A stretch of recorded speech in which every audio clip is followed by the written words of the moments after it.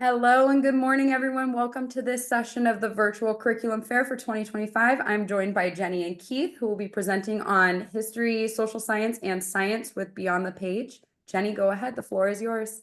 Thank you. Thank you so much for being here, for listening to the recording. We're very excited to represent. I'm very excited to represent Moving Beyond the Page. We're calling it Beyond the Page now. To represent it to you as the curriculum representative. And our CEO and founder is here as well to be able to answer questions and to just be a part of our presentation today. He's been creating this curriculum with his wife for 20 years. So we dive deep into what you need to give your students a solid foundation, even prepping them as far as high school in social studies and science. Now, we covered a lot in the Tuesday presentation about how Beyond the Page works in just its, day in the life and different parts of our curriculum as far as how it works, the overview, the philosophy. So I'm not going to be covering that as much today. We're just going to be diving straight into the science and social studies. You can ask any questions. You can put it in the chat as we go. Kaylee will be monitoring those and we'll have time for Q&A at the end. So again, we're zooming in today on social studies and science, and we are committed for your student to be curious, to have deeper thinking, and to foster real world connections in our material. What do I mean by that? Well, I will be explaining that more as we go along.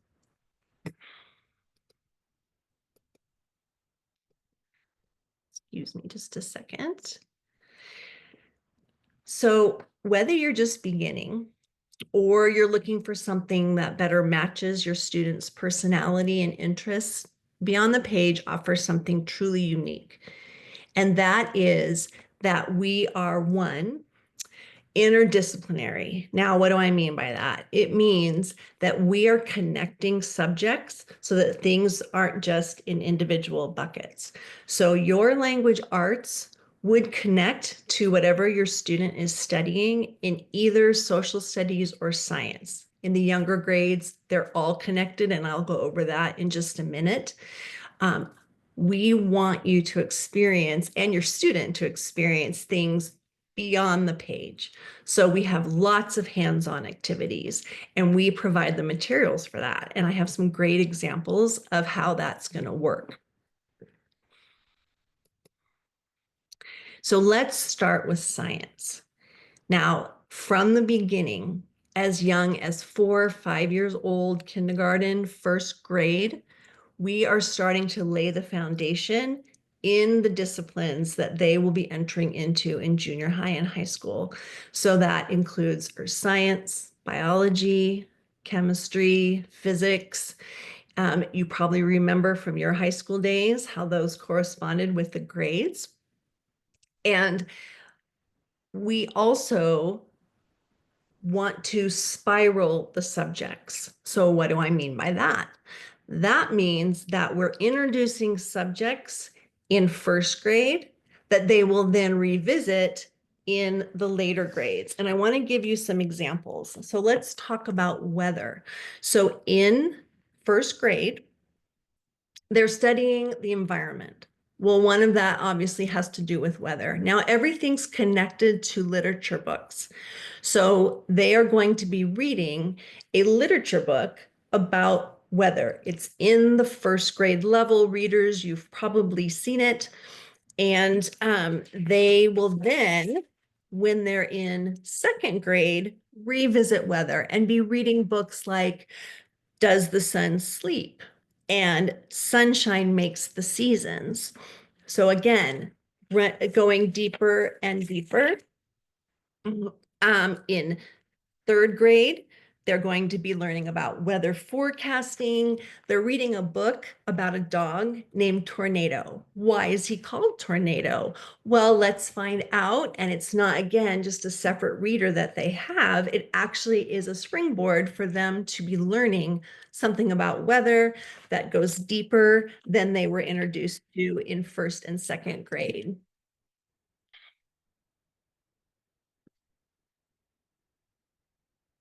So that's just some examples of how we spiral the subjects. We really are going to be showing you how the hands-on experiments and the guided discussions that you will be able to do as a parent that will help the students think like scientists from the very beginning.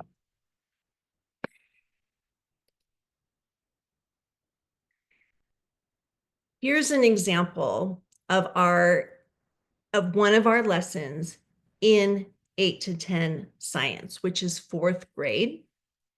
And Keith, I'm going to have you dive in and explain this lesson to us. This is from, this lesson is 2 days long. It's about seeds, and it's the same time that they're reading Little House in the Big Woods. So Keith, can you go forward with that? Yeah, certainly.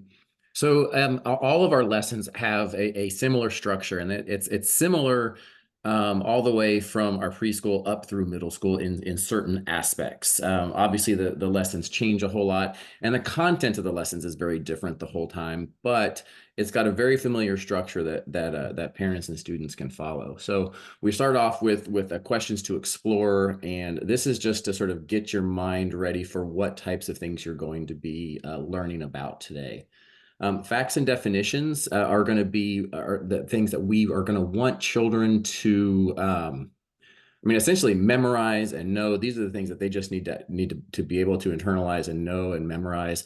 And we provide all of the facts and definitions for the entire unit summarized at the beginning of the book, or if you're using the online curriculum, it's also available in the on the table of contents page. You can link to it there. And that's just something, as you go through the different lessons, you'll want to go back just periodically and review those. And when they get to the test at the end of the unit, those items will be important there as well. The skills are related to the standards that are covered that we align the curriculum with. And then after that, we're going to jump into the introduction. And the introduction, just to give you an overview, sometimes there'll be some short things to talk about or discuss or questions to ask. And then also we'll include the materials in there as well. The materials, as you look through the materials list, there's simple things that we expect, all homeschools are going to have, pencils and things like that. Like, we don't include those, but anything that you need for an experiment, we're going to include in there. So we have, in this case, it's, chalk powder. Actually, this one does have the pencil included in the kit, probably because we needed a specific type of pencil that maybe was sharpened or something. Wiggly eyes, magnifying glass, pipe cleaners, and then a variety of seeds. So I know in this case, there's I think it's 5 or 6 different types of seeds that they'll include. And so we include all of those in the kits. I mean, sometimes we'll even have, and actually for this, the science kit for this unit is going to have 3 different kinds of dirt. It's going to have pebbles, like all these things. The folks that put our kits together sometimes complain that we have too many different kinds of items and it gets really hard to put together. But it makes it a lot easier for parents because we provide all of those hard to find items for you in the kits. And we also, another thing that we do with this as well is there's a lot of items that you only need like one of something. So if you only need one push pin, you don't need to go out and buy 100 push pins in a box. And so it just makes it more cost effective as well. A lot of our lessons, not all of them in the science and social studies. In language arts, it's almost all, but in science and social studies, many of our lessons will start off with a reading and questions. And what we do with our reading and questions, we incorporate, we go out and find the best books we can find on a subject. And they're not going to be textbook types. They're going to be much more engaging. We try to find books that have engaging just engaging ways to get kids interested in the topic. So it's going to be very age appropriate and lots of visual elements, things like that as well. In this case, there's actually looking at a web link and going through and looking at the parts of a seed. And then we have these questions after they do their reading, or sometimes while they're doing their reading, they'll be filling out these reading and questions. There's pages included in the curriculum for the reading and questions, and they have it's basically just a page where the students can write the information down on the page, and so they can answer it there. What we try to do with the reading and questions, one is we do have some questions that are going to be simple recall, just making sure they get the facts down straight, and then we're going to try to find others that really try to make them think about what they're learning and really get into a lot of understanding about it. After the reading and questions in this lesson, we're going to jump into what's really just the meat of any of our lessons, and they're built around activities. And so you'll go in and you just do them all in order. Activity 1, inside a seed, and then actually go back one page there, Joanne. You can see in this first activity, there's a couple of options. And what we do with our options, we provide a differentiated curriculum. And so we try to find areas where we can provide either more challenging or less challenging options for students.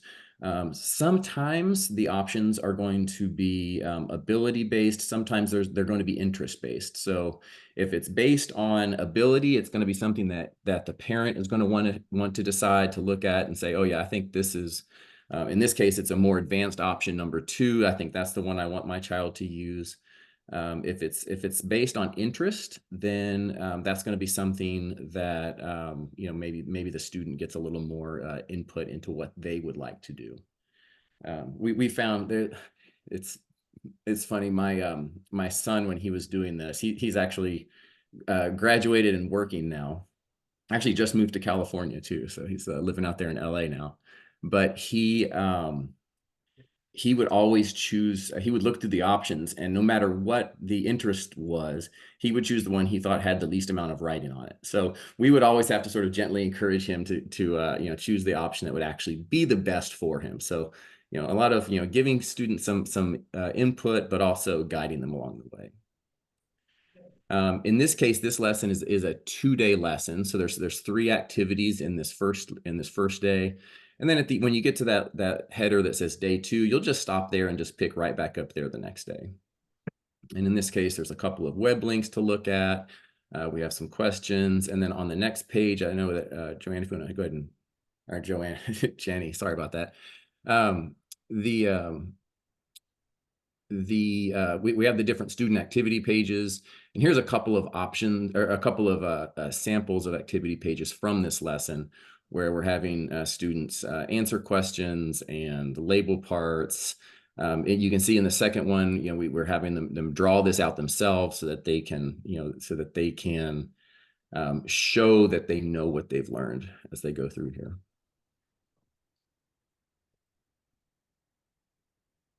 Yeah, and there's just some more examples of the student activity pages for this lesson. This one thing about the student activity pages, I know we have, and this isn't so much of a case when working with schools like Visions, but the student activity pages themselves don't have enough information on them to do the lessons. They really are a support or something just to provide a visual structure for what's going on in the activity.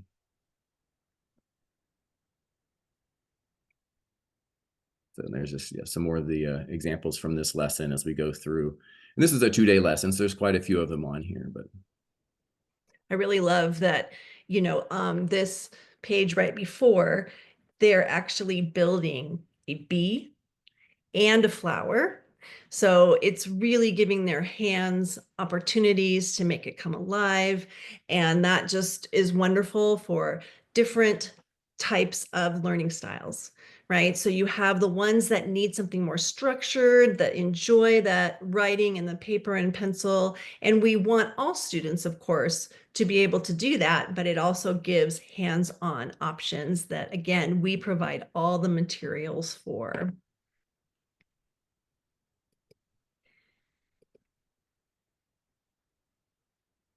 All right, so let's go on to social studies. We want you to know that we want everything connected for these students. We don't just, again, want things in buckets. We want them to understand how things work together. It's, of course, our goal for students at all ages and grades to learn from the past, to understand the present, and to create a better tomorrow. We care about them being prepared to be strong citizens in our culture and society.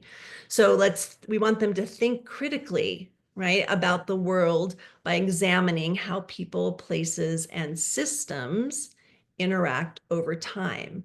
So because we use stories and real life examples, students can really internalize the dilemmas, the decisions, the patterns that all kinds of people's made, again, in the past and in the present. Why do people do what they do?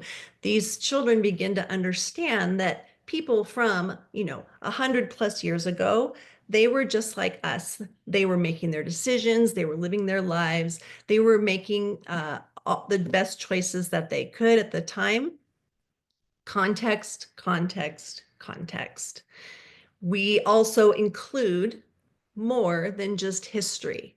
So of course, history is a part of our social studies curriculum, but we want also for them to have geography, citizenship, economics, government. All of those parts of social studies are important. Social studies through the years. Okay, so let's start at the beginning, right at kindergarten. Give them the foundations of community and culture. Social studies, our curriculum is grounding them in the world around them. So they're going to be exploring topics like their family, how their family fits into their neighborhoods, how they can become community helpers. Introducing, of course, big ideas like kindness and responsibility. This is in our read alouds. And we are, again, preparing them from the very beginning about how to be strong citizens in our world, and also about the whole world, right? So just at the beginning, helping them understand how other cultures celebrate their holidays, what their customs are. This gives them early understanding of geography. We start right away with maps and where they are in the world. In their home compared to the world. 5 to 7, that's when we begin to help them understand the environment, their identity, how they start exploring how their surroundings influence daily life. Okay, so tools, weather, environments. How do humans adapt to nature? High-level concepts, even at this age, about history and the change over time.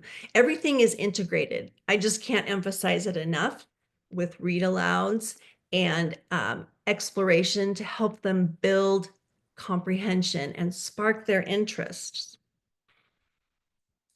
I'll just give you here some examples. I don't want to run out of time. I want to move forward to our full lesson, but ages 6 to 8. Now I want to emphasize here again, and I say ages 6 to 8, but that's like second grade.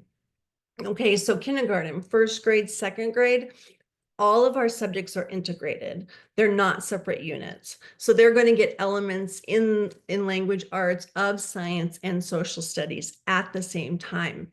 But starting at ages 7 to 9 or third grade, that's when it begins to separate out. The format changes. And what I mean by that is that they will always have a language arts unit, but there will be either a science or a social studies unit that goes along with that literature unit. And that's 3 weeks at a time. So every 3 weeks, it's going to change. You might be studying, oh, what's a good example, Keith?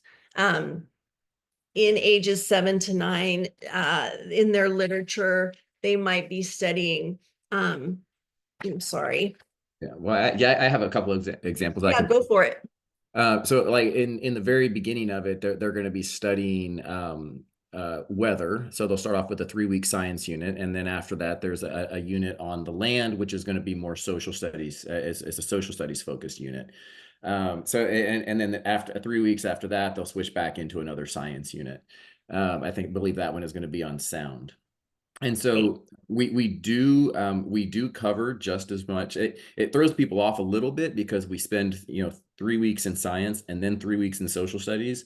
And so we get some questions sometimes about, well, why don't we do science all year long? But we are doing just as much science and just as much social studies. We're just condensing those into shorter, into a 3-week chunks, and focusing more intensely on those subjects during that time.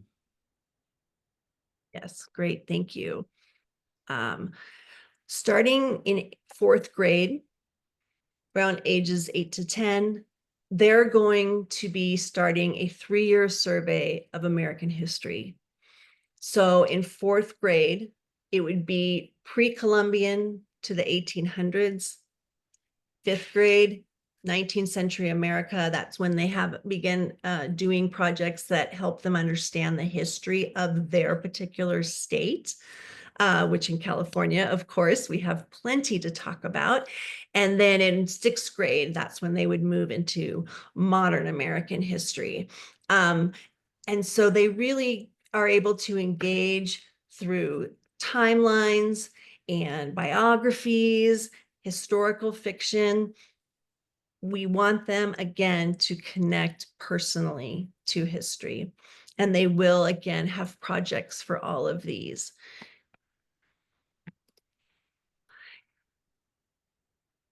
In 7th grade is when they move into ancient civilizations. And we cover all of the regions of the world. In 6th grade, they're going to be studying the Americas. But as they move into 7th grade, it expands to Asia, Africa, Europe, Australia. And it's the past of those cultures, so like ancient Egypt, Mesopotamia, etc., but it's also the present cultures, okay? And you will have maps, timelines. They're going to be reading primary sources, and it connects the religion, the politics, the geography. Look at some of these projects: ruler trading cards, Egyptian style art, things that, again, will really bring these subjects alive. And then again, in 8th grade, and just like in traditional classroom schools, they'll move into US history, civics. They'll be analyzing the Declaration of Independence, exploring civil rights, learning how government works. One of the highlights is the legislative simulation, where students draft and pass bills. And we're going to be, again, walking you through, both parents and the student. And I'm going to show you an example in just a minute of how we change up our language so that it's directed straight to the student. But parents, you will know exactly what your student needs to do to be able to bring these things alive. It's really a dynamic and a hands-on way to understand civics and to build confidence in their ability to affect change. So even if you have younger students, I wanted you to have an example of what we in the younger grades are aiming for them to be able to do in the upper grades. And in these lessons, which are 7th grade, this is an example of when they're going to be studying archaeology, when they're also studying Mesopotamia and ancient Egypt. We change our language. It's addressed to the student. So right here in the beginning, you can see, before you get into learning about specific ancient civilizations, it's important to learn about how we know what we know about them. How do we know? And so researchers use many different tools and resources to learn about the past. We really care about their critical thinking and helping them understand. Well, and they call it meta knowledge, I think, in traditional, well, in other words, how are we thinking and learning about what we're learning and thinking? How do we know about ancient Egypt and Mesopotamia? Well, let's learn about archaeology, stuff that they need. So here again, all these examples of what they're going to need for each activity, they have options. Option 1, and then there's option 2. They get to choose, how do I want to do my project? And like I talked about last Tuesday, everything leads to a final project. So for the sake of time, I'm just going to be clicking through these quickly. Lots of information for the student to know and understand in their unit. And then they go into analyzing artifacts.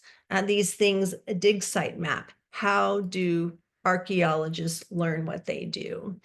So here is just an example of the parent pages so that parents will also know what the student is doing, the skills they're going to learn, the facts and definitions. I'm sorry that that's small, but a lot of the things that Keith went over are also available for parents, even in the upper grades, where we're again helping the student learn how to work independently.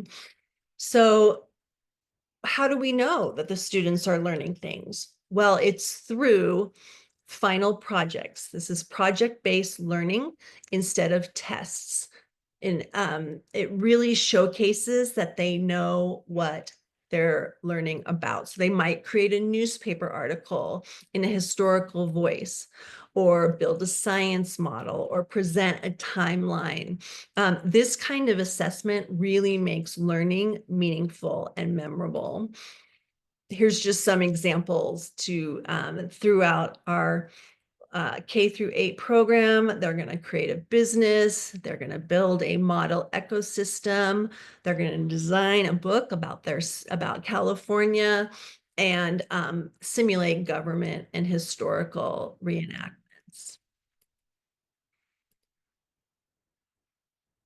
So remember, why does Beyond the Page work? How is it equipping your student? How are you preparing them for high school and beyond? We want them to excel in those places, and we're very committed to that happening right from the beginning. So it's going to build their knowledge, their critical thinking, filled with connections, again, between past, present, future, and all of the different regions of the world. They're going to have hands-on and flexible learning, and we provide options that's going to adapt to learning styles. There's so many resources on our website, beyondthepage.com, that helps you with either a 4-day work week, a 5-day work week. All the information and resources that you would need are there. It's a very thorough website. Keith, before we wrap up, is there anything that you would like to add?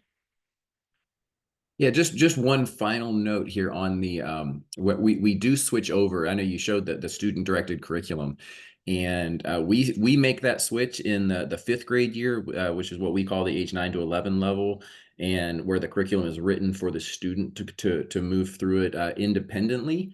If you have a student that is not ready to work independently yet, you can still, as a parent and a teacher, you can still provide as much structure and guidance, and you can teach it as a parent directed as well, if that's what you want. But that is available to start building that independence. And all of the parent overviews are just in the back of the book, and the student pages that have the curriculum lesson plans are in the front. And so with the parent overview sections, we want to give parents ideas for how you can support your students during this activities. What types of, we have answer keys, what types of additional questions you might ask, that type of a thing. So yeah, Thank you so much for being here. I want to have time for questions and answers. I know that was a lot of material to cover quickly, but we're really here to support your homeschooling journey. We have a wonderful customer service option for you. We answer your emails and inquiries quickly, but now we want to have time to see how we could help you today. So Kaylee, did some questions come in or? Yes, Jenny, Keith, thank you so much for sharing today. And I'm going to go ahead and stop our recording so we can get into that Q&A.